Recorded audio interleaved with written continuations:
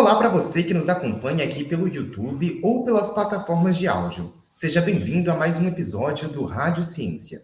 Meu nome é Enzo Teixeira, sou estudante de jornalismo aqui na Universidade Federal de Ouro Preto.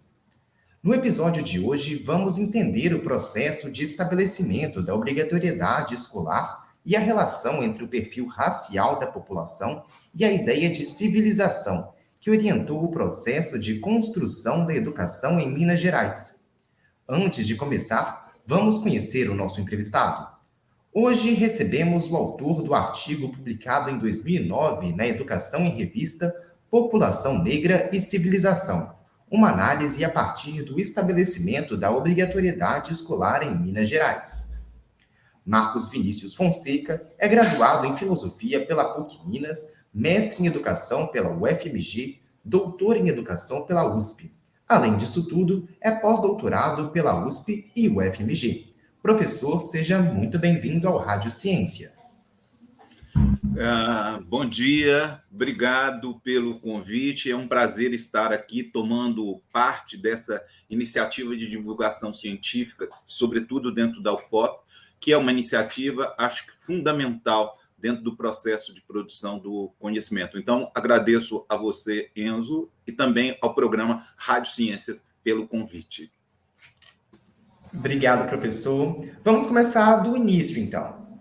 Como você mesmo diz em seu artigo, um dos aspectos mais interessantes em relação ao processo de escolarização em Minas Gerais é o fato que, em 1835, foi estabelecida a obrigatoriedade da instrução elementar.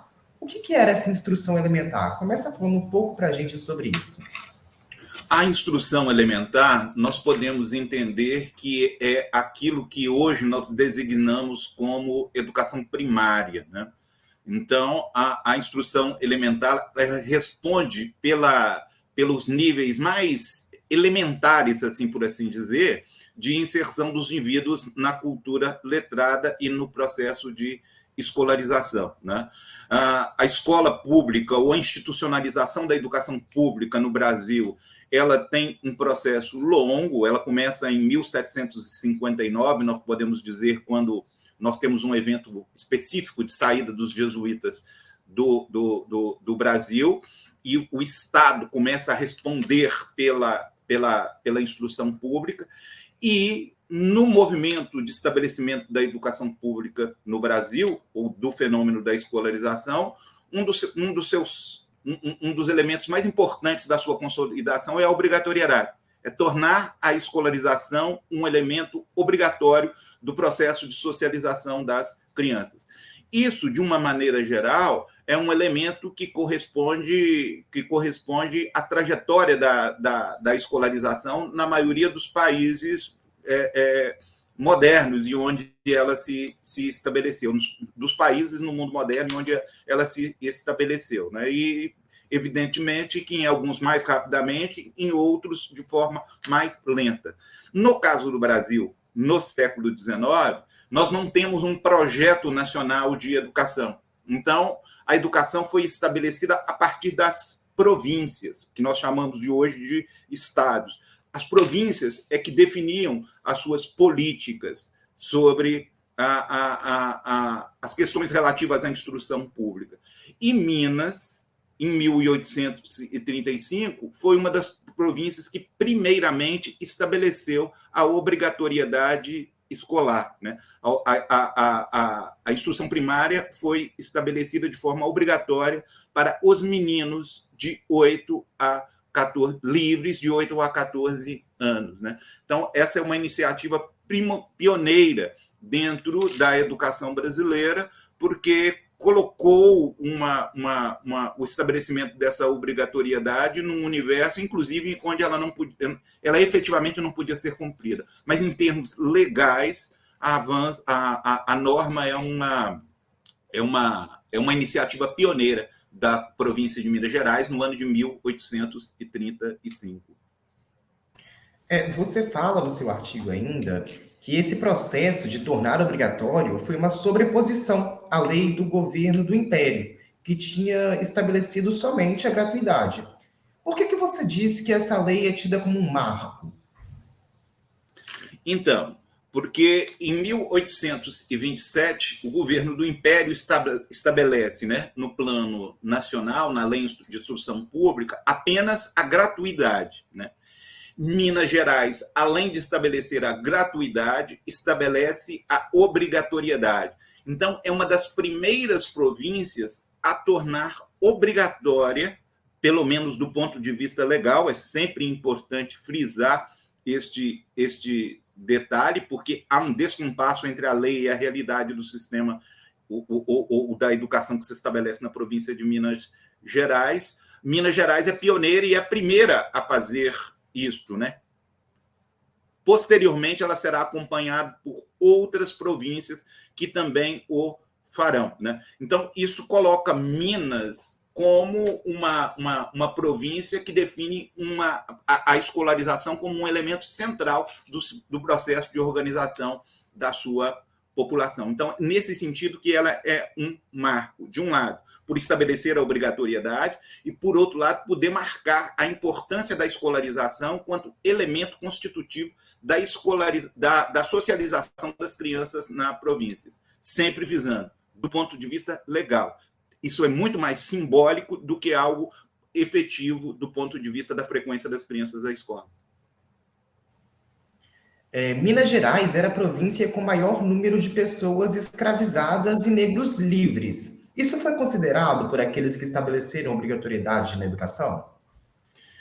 Veja bem, uma das características fundamentais da província de Minas, da capitania, primeiro capitania durante o período colonial e província de Minas depois no período imperial, é um expressivo contingente de população negra, tanto em meio aos livres como os escravos. Existe um certo imaginário em relação à população negra no século XVIII, no século XIX, que concebe que todo negro é escravo, que toda a população negra estava submetida ao regime da escravidão. Isso não é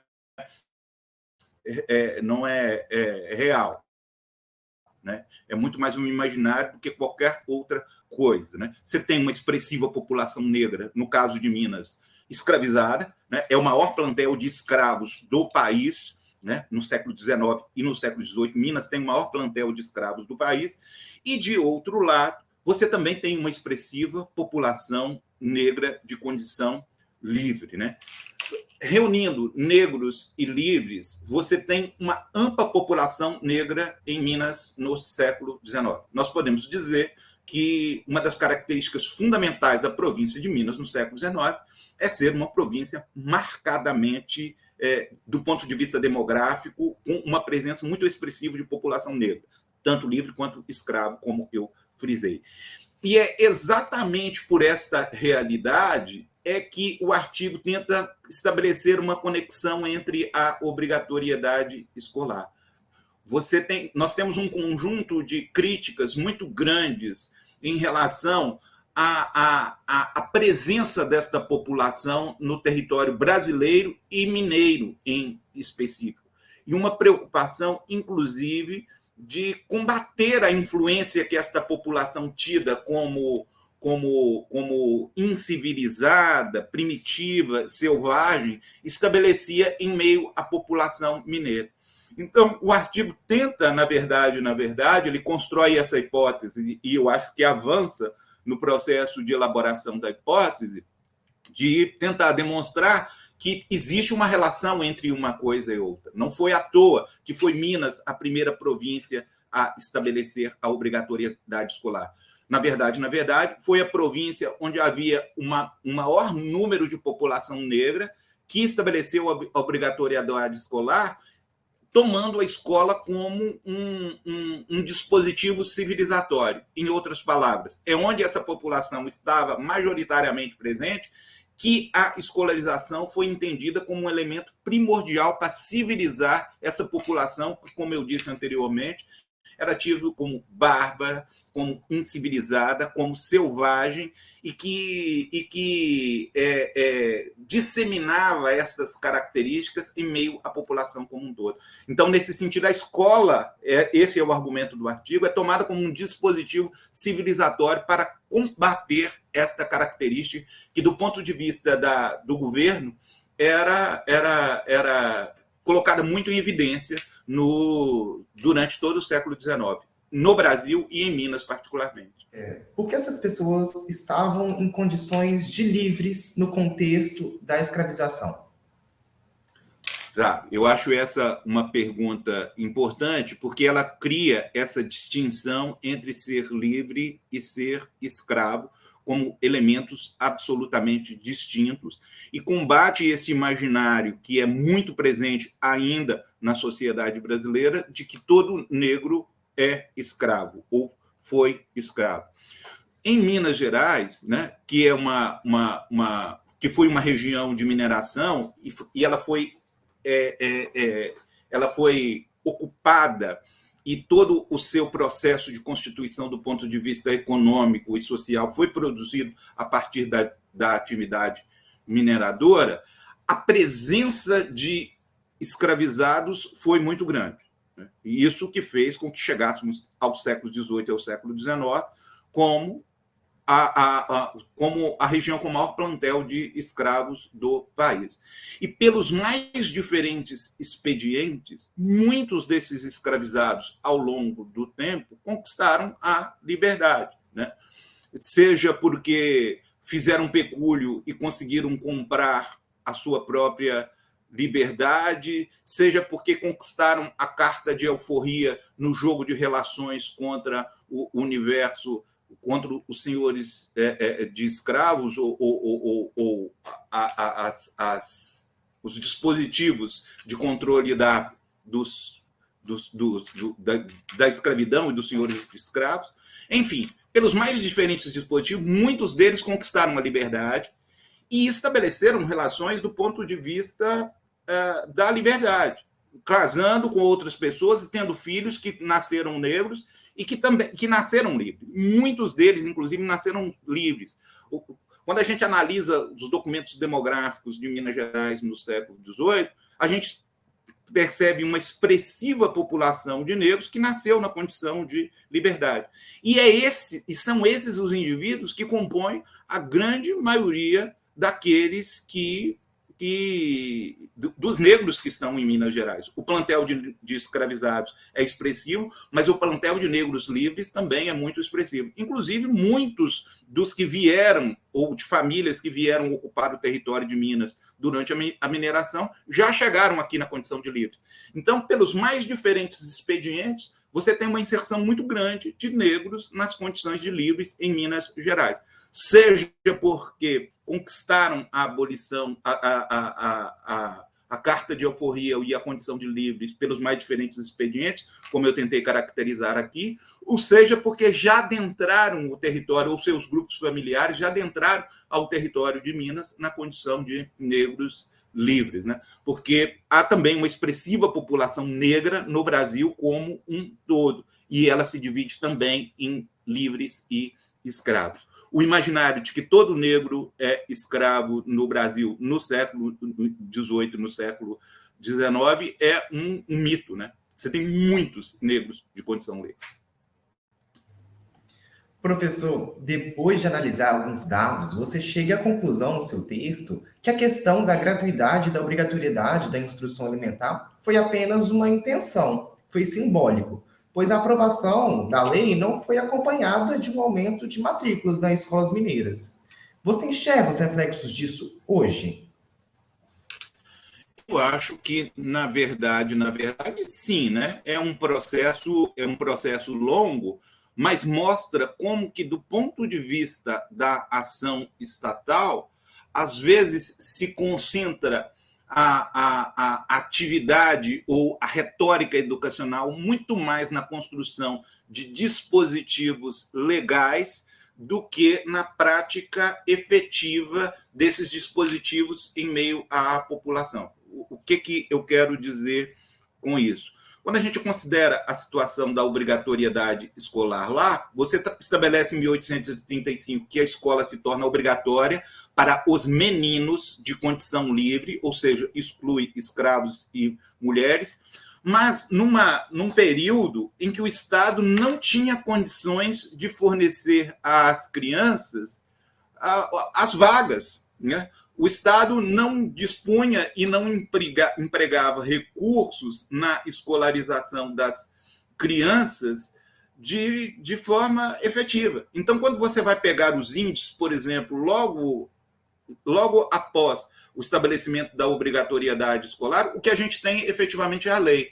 A presença da população dessas crianças nas escolas, ela não aumenta de forma expressiva. Então, você tem muito mais uma retórica enquanto dispositivo legal do que necessariamente uma ação do Estado, na ocasião do governo provincial, no sentido de fazer isso. Comparando com os dias de hoje, que é isso que você coloca em questão. Eu posso utilizar como parâmetro para os dias atuais a Lei 10.639, que determina a incorporação de forma positiva dos negros brasileiros, dos afro-brasileiros e da história da África no currículo das escolas brasileiras. Essa lei é de 2003. Desculpa, de 2003. Ou seja, nós estamos às vésperas de fazer 20 anos do seu estabelecimento. Mas quando nós analisamos a realidade dessa temática, que é fundamental para mudar, inclusive, esse imaginário, eu falei do imaginário aqui de que todo negro é escravo, e ele é sustentado, em boa medida, na sociedade brasileira, por uma narrativa muito presente nas nossas escolas, que resume a presença do negro na sociedade brasileira à escravidão, né? E resume a África também à escravidão. Então, nesse sentido, essa lei é fundamental para mudar essa mentalidade, mostrar diferentes parâmetros de contribuição da população negra para o desenvolvimento da sociedade brasileira nos seus mais diferentes aspectos. Mas, embora seja uma lei, as dificuldades de implementação, mesmo 20 anos depois, ainda são muito evidentes. Com isso, eu gostaria de dizer que, embora tenha avanços muito importantes no estabelecimento desse marco legal, a ação estatal é prontamente deficiente na exigência do cumprimento desse dispositivo legal. Esse é apenas um exemplo que nos coloca em conexão com o estabelecimento da obrigatoriedade escolar lá nos anos de 1835.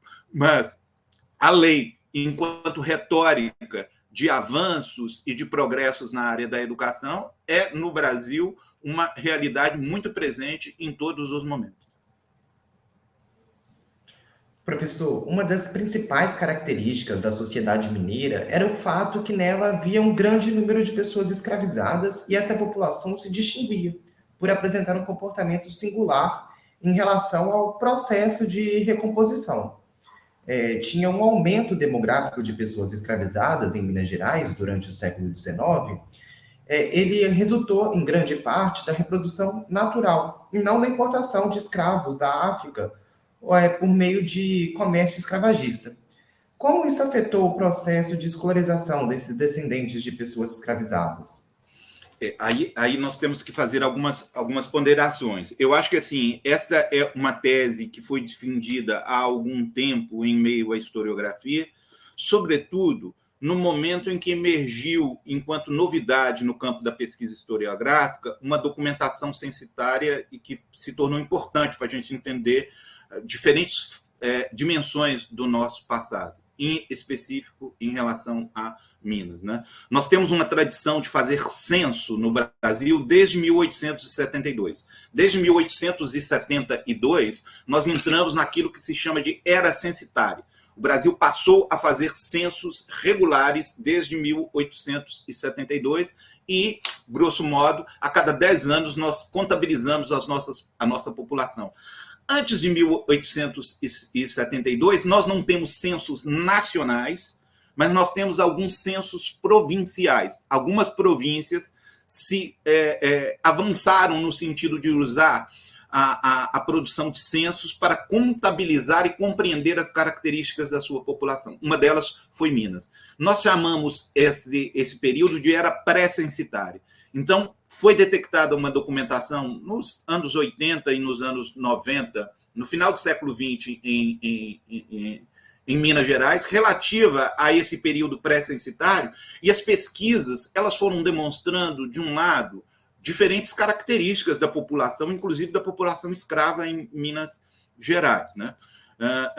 E uma destas características que vem sendo assinaladas é, de um lado, que Minas Gerais tinha um grande plantel de escravos, absolutamente diversificado do ponto de vista étnico, do ponto de vista dos ofícios que ocupava, do ponto de vista da sua presença em diferentes campos e diferentes lugares, e que boa parte do processo de reprodução dessa população escrava se dava via tráfico, o tráfico de africanos escravizados, mas também por uma possibilidade de crescimento vegetativo no interior da própria população escravizada. Não era incomum encontrar crianças nascidas no interior de famílias escravizadas, né? Em Minas, então, o que vem se chamando a atenção é a presença de famílias escravizadas e que o crescimento o crescimento da população se dava também pelo nascimento de crianças,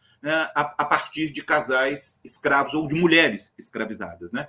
Já que você tinha um dispositivo legal que estabelecia que o ventre, a criança seguia a sorte do ventre, ou seja, se a mãe era escrava, a criança seguia esta condição. Então, muitas crianças escravizadas nasceram no Brasil.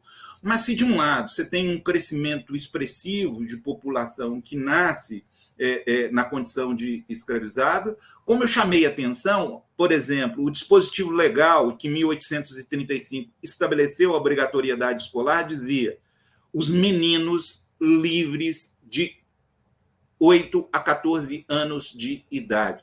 Portanto, a lei excluía meninas e a lei também excluía os escravos. Então, tem pouquíssimo ou nenhum impacto em meio às crianças que nasceram escravizadas.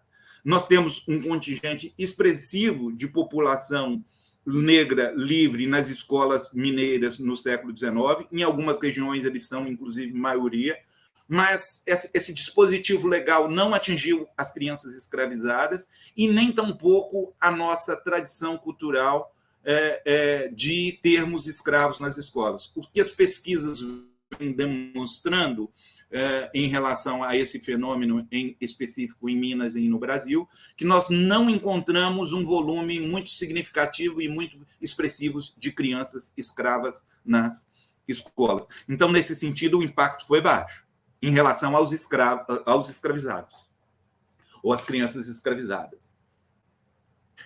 Ótimo. Você diz que no período mais próximo à abolição da escravidão, entre 1850 e 1888, o predomínio dos negros na população brasileira passou a ser duramente criticado, e as propostas de superação dessa marca racial foram concebidas como estratégias de combate àquilo que era chamado de processo de africanização do país. Quais eram os interesses em manter esse sistema? Então, como eu chamava a atenção, e baseado em dados demográficos, em toda uma leitura do contingente de dados demográficos, inclusive esses que eu fiz referências especificamente agora, na pergunta anterior, quando eu falava que nós entramos numa era censitária em 1872, ou seja, em 1872, nós estamos em meio ao processo de abolição do trabalho escravo. Nós podemos dizer, grosso modo, que o processo de abolição do trabalho escravo começa com a lei de 1850, que estabelece o fim da introdução de africanos escravizados no Brasil, a lei que acaba com o tráfico de africanos escravizados, e ela termina com a lei que abole a escravidão em 1888. Portanto, quando eu estou falando de 1872, quando nós temos o primeiro censo, eu estou falando que nós entramos na era censitária em meio ao processo de abolição da escravidão. Todo mundo se debruça sobre censos é para conhecer a realidade da sua população e, a partir desse conhecimento, definir políticas públicas. O censo tem esta finalidade, ele sempre foi concebido assim, como uma estratégia e um dispositivo de conhecimento, mas também da produção de políticas, muitas vezes de controle desta população. Uma das coisas que o censo de 72 revelou é que o Brasil era um país eminentemente marcado pela presença de população negra. A população negra era infinitamente muito, mas muito superior ao contingente de população branca que havia no Brasil, né? Então, a partir do momento que se concebeu isso e todo o imaginário, e eu já fiz referência a ele anteriormente, de que esta população é tida como primitiva, bárbara, inferior do ponto de vista racial, gera um discurso muito recorrente em meio à intelectualidade e em meio aos dirigentes da sociedade brasileira naquele período, que não se podia construir uma nação moderna e civilizada com esse tipo de população. Era preciso combater essa característica de ver o Brasil como sendo um país marcado por uma presença muito grande de população de origem africana ou esta africanização do país. Então você começa uma discussão muito intensa de como combater esta característica. Um dos elementos que vai ser acionado, inclusive, de forma muito intensa nesse período é, por exemplo, a imigração europeia, né? A imigração europeia ela vem marcada por dois aspectos, fundamentalmente. Um deles, resolver o problema da mão de obra, e o Brasil passa a ter problema com a mão de obra, porque a base da mão de obra no Brasil sempre foi o trabalho de escravizados, e na iminência do fim da escravidão, e é isso que ocorre nesse período que eu demarquei aqui, entre 50 e 88, era preciso introduzir trabalhadores numa economia, por exemplo, que crescia, sobretudo na região, por exemplo, da agricultura cafeeira, né? Então você precisava de mão de obra e já não podia mais contar com o tráfico de africanos escravizados. Então, de um lado, você traz os trabalhadores europeus e eles são concebidos da seguinte forma: trazer os trabalhadores europeus era importante para resolver o problema da mão de obra, mas também para combater esta escravização. Era trazer a população que fosse tida como civilizada do mundo europeu para produzir uma miscigenação que permitisse diluir, combater essa africanização. Só para dar um exemplo mais característico do que isto representa nos debates durante o processo de abolição do trabalho escravo, nós temos um conjunto de políticas que estabeleceu a imigração durante este período, né? Então, você tem debates no parlamento sobre as características e como deve se dar a imigração. Alguns parlamentares, por exemplo, propuseram a vinda de chineses. E aí as respostas no parlamento são: índios nós já temos aqui. Se nós já temos índios e africanos e agora querem trazer índios asiáticos para cá, esse não é o tipo de população que nós necessitamos. Ou seja, fica muito claro que não era resolver apenas o problema da mão de obra, era um problema também concebido do ponto de vista racial. Outros propuseram que se introduzissem africanos livres e que criasse uma linha de imigração de africanos para o Brasil. E a resposta, pelo menos da grande maioria no parlamento, é: africanos nós já temos aqui o suficiente. O que nós precisamos é de população branca e europeia, e ao mesmo tempo também para que resolva os problemas, para que resolvesse os problemas relativos à mão de obra, mas também aquilo que começava a ser concebido como um problema racial. Então, se o negro brasileiro nunca foi problema antes da abolição, você começa a projetar uma negatividade desses indivíduos numa sociedade que está a partir do trabalho livre e todo um processo de subalternização que culminou na realidade que foi desenhada e vivida por população ao longo do século XX. distintamente do que aconteceu com os imigrantes que entraram no Brasil ao longo desse período. Porque os imigrantes não é que não tiveram problemas que os migrônias e os grupos de imigrantes tiveram no Brasil, estão longe de serem os mesmos vividos pela população negra. Professor, as influências difundidas por pessoas escravizadas incomodavam, isso é fato. Isso tornava necessário a muitos a época de uma instrução que era idealizada como algo que deveria ocorrer a partir da ação de um hábil professor, para que as famílias brancas não precisassem confiar o cuidado de dos seus filhos às pessoas negras. A transmissão do conhecimento africano para os filhos dos senhores era vista como uma ameaça? Sim, era vista como uma ameaça. E como a escravidão ela criou uma realidade onde o escravo estava presente em todos os cantos e em todos os lugares, inclusive no interior das famílias, e assumindo diferentes tarefas, a cultura desses indivíduos automaticamente os acompanhava e também era transmitida, não só para os seus filhos, né, como também nesse universo onde eles se faziam presentes. Há uma relação muito dúbia na escravidão quando ela expõe, por exemplo, a criação dos filhos a partir da ação de pessoas escravizadas.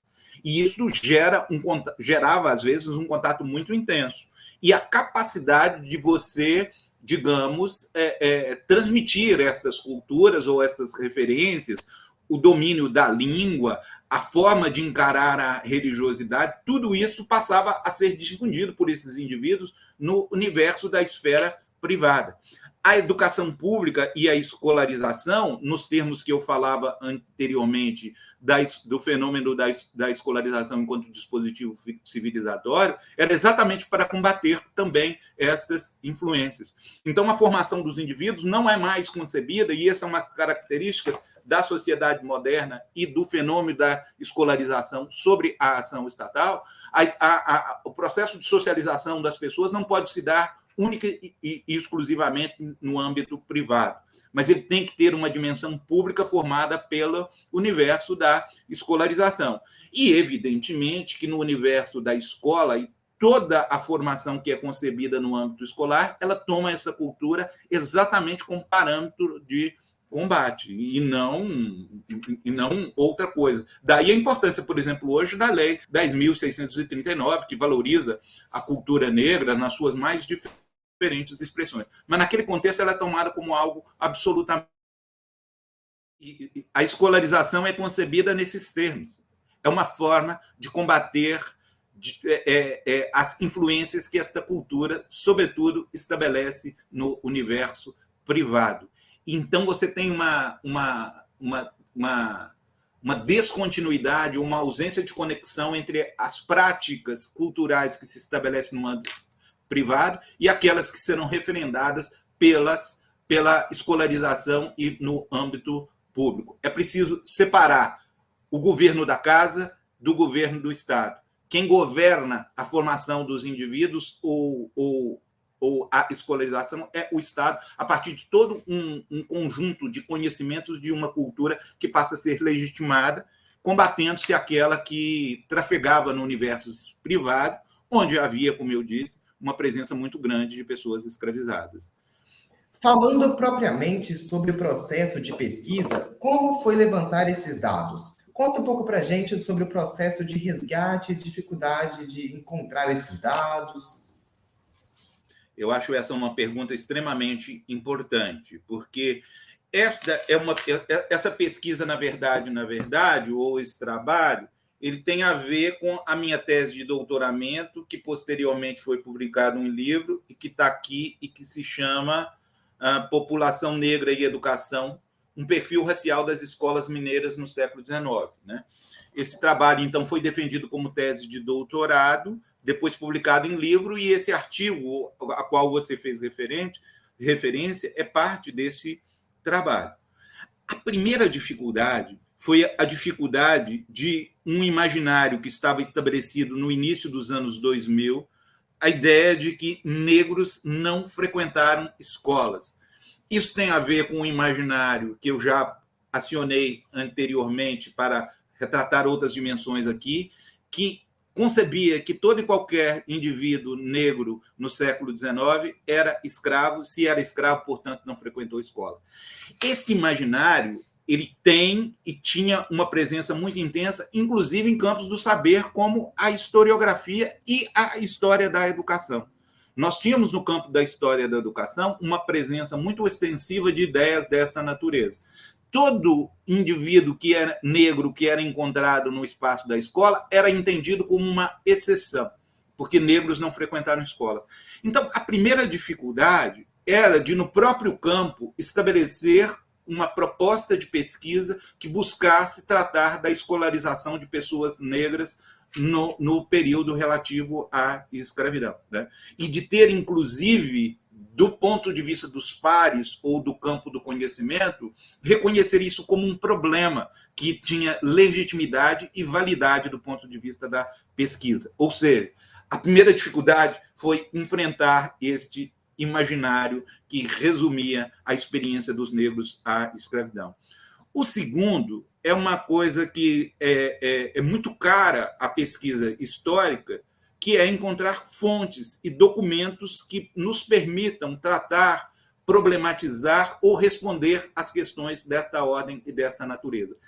Como nós não tínhamos uma tradição de investigação disso no campo da historiografia como um todo e nem tampouco da história da educação, nós também não tínhamos um contato com materiais de pesquisa que nos permitissem trabalhar isso. Então, nesse sentido, eu tive que ir para os arquivos e, em boa medida, buscar novas fontes, se não buscar novas fontes, rever fontes a partir das quais os historiadores tinham passado por cima, mas tinham negligenciado esse problema. Então, quando eu chego, por exemplo, na documentação censitária, eu estou falando exatamente do momento de releitura dessas fontes documentais. A documentação censitária era conhecida pelos historiadores brasileiros, não pelos historiadores da educação, mas os historiadores da escravidão, os historiadores da demografia, os historiadores da história econômica, conheciam esse tipo de fonte, mas eles não se preocupavam com esse tipo de questão, com a presença de crianças nas escolas, com a escolarização e muito menos com a presença de crianças negras na escola. Então, quando eu chego a essas fontes documentais, qual a minha surpresa? Muito rapidamente eu detectei que, do ponto de vista demográfico, quando você separava todas as crianças que foram registradas na escola, que a maioria delas eram negras. E isso era algo, entre aspas, muito simples de fazer.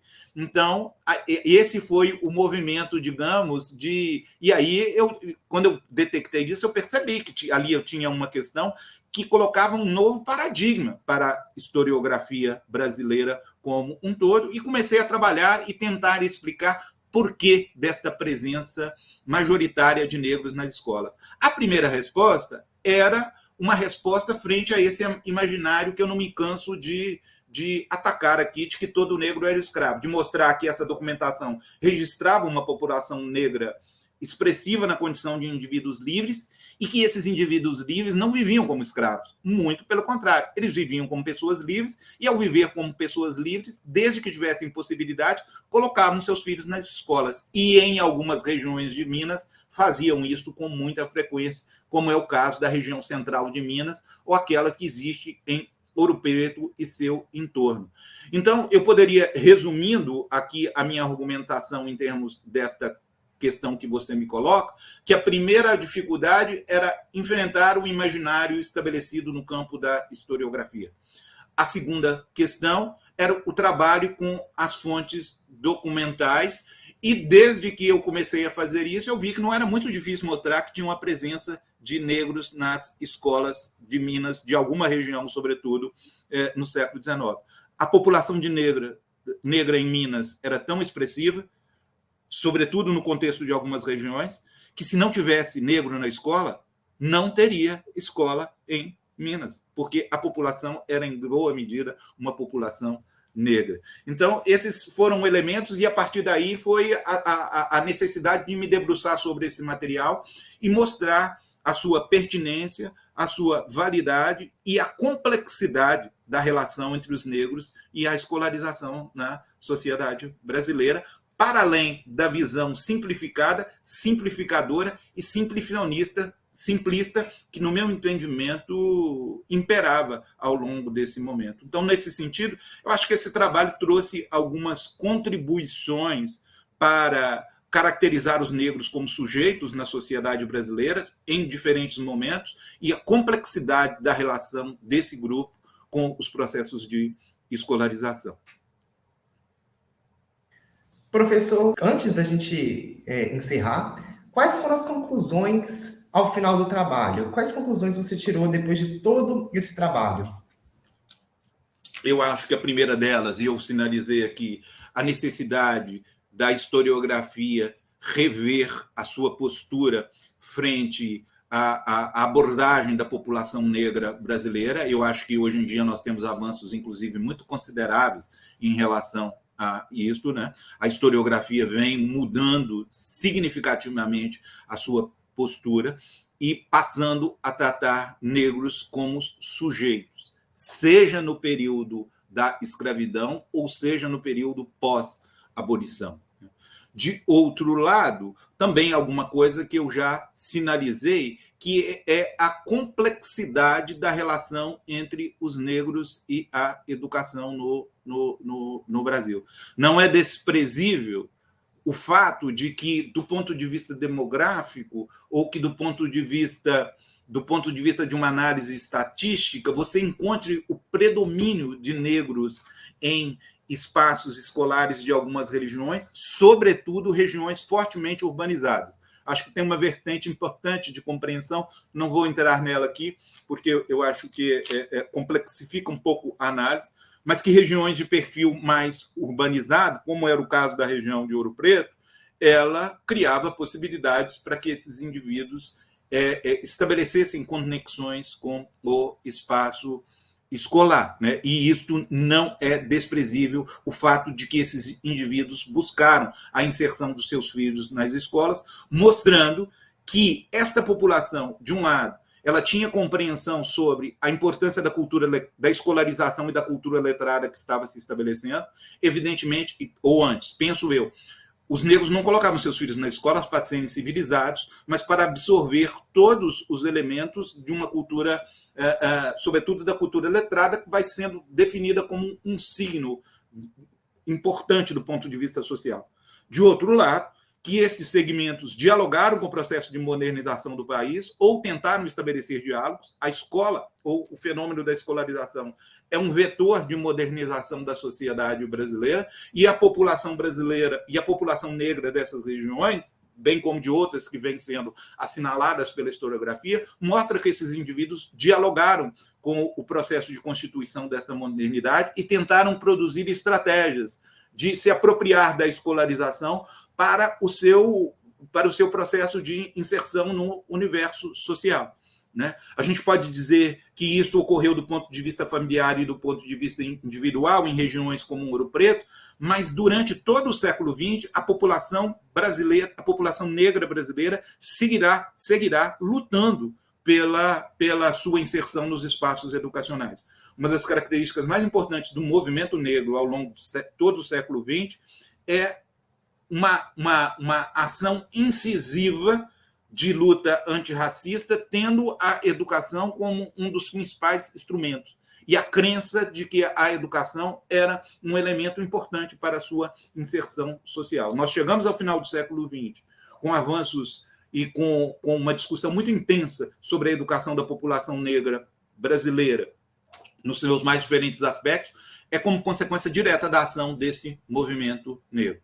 Então, dizendo tudo isso para mostrar como que esta relação é complexa e como que a própria população negra é um ator fundamental no processo, em todo o seu processo de constituição, seja atuando de forma relativamente isolada ou às vezes individual e familiar, como ocorre no século XIX, ou seja, atuando do ponto de vista coletivo, como nós veremos com os movimentos sociais negros ao longo do século XX. Tudo isso para dizer que a relação é de uma ordem muito mais complexa do que era assinalado pela historiografia e pelo imaginário social brasileiro, mostrando que nós devemos não só investir em pesquisas nesta área, como combater fortemente esse imaginário que resume a população negra à escravidão.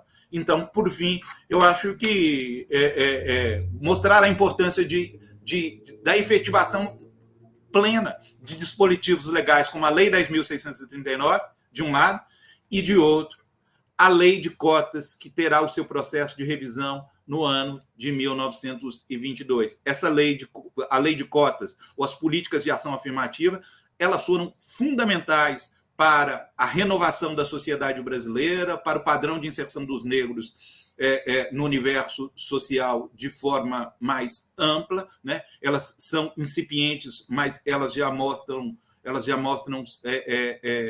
resultado, e dentre esses resultados eu gosto sempre de me inscrever entre eles, porque eu sou originário da primeira política de ação afirmativa que foi feita na educação brasileira no final do século XX. No ano de 1998, eu ganhei eu fui admitido num programa de pesquisa da Amped e da Fundação Ford para fazer pesquisas sobre essa temática. E exatamente sobre essa temática, porque havia uma avaliação naquela época, de alguns intelectuais negros, inclusive, de que a presença da temática de negros e educação era muito pequena no Brasil, sobretudo na história da educação.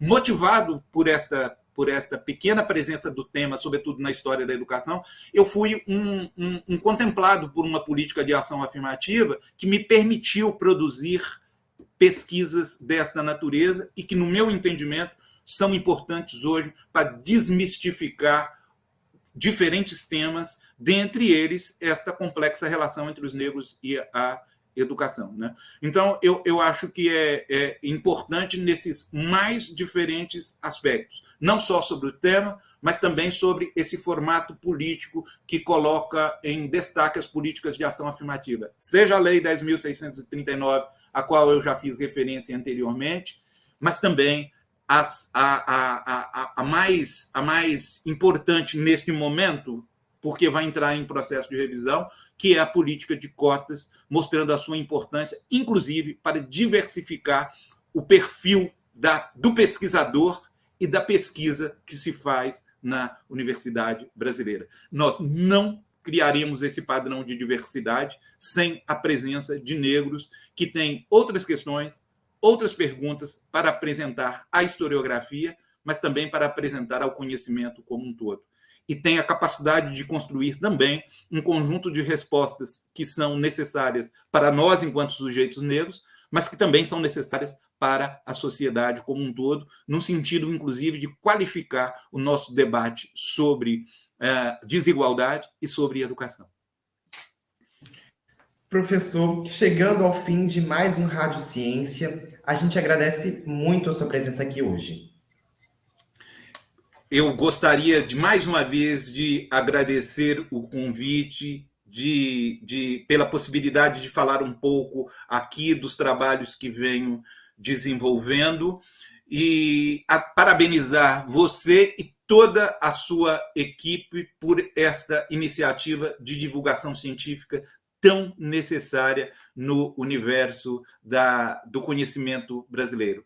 Muitas vezes nós temos a capacidade de produzir um conhecimento que não chega ou que ele não tem possibilidades de ganhar espaços mais amplos em meio à população como um todo. Então, parabenizar vocês pela iniciativa e, mais uma vez, agradecer pelo convite que me fizeram para aqui estar. Abraços a todos e todas. Obrigado, professor. Então, ficamos por aqui com mais um episódio do Rádio Ciência, com a apresentação de Enzo Teixeira, edição e sonoplastia de Luiz Felipe Campioto e Alexandre Coelho. A produção é de Enzo Teixeira e direção-geral de Glaucio Santos. Para você que nos acompanhou até aqui, faço o convite para conhecer as novas produções da Rádio FOP Educativa por meio do site radio.fop.br e nossas redes sociais. Nosso Instagram é @radiofop e no Facebook, Rádio UFOP. Nos principais tocadores de podcast, é só procurar por UFOPcast. Até a próxima edição. Tchau, tchau.